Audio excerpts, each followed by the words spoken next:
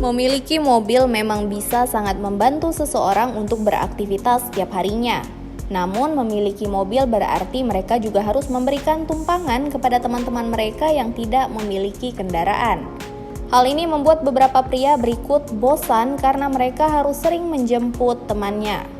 Karena hal itu, mereka pun mencari solusi agar mereka tak lagi menjemput temannya tersebut.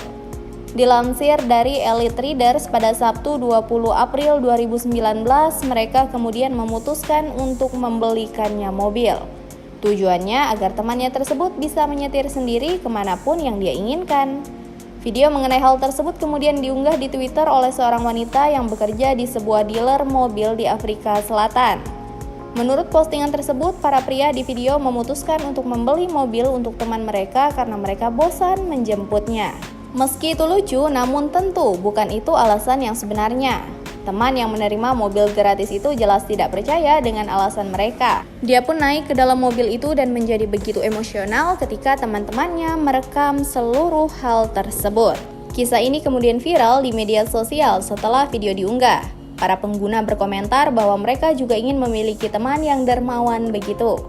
Seorang pengguna Twitter pun menyatakan bahwa ini lebih dari sekedar persahabatan. Mungkin saja para pria itu hanya bercanda tentang bosan menjemput teman mereka dan hanya ingin membantunya pada saat dibutuhkan. What do you mean that's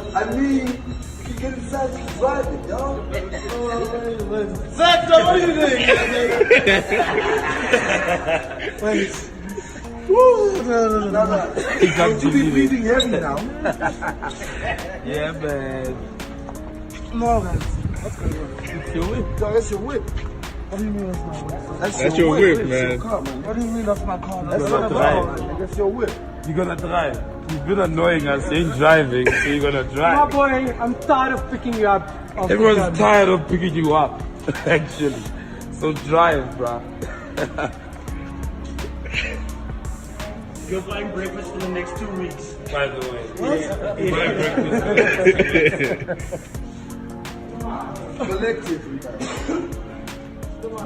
Let's go. We want to go eat this, yo. Look at him popping out. Yo, what's up, guys? Take drink.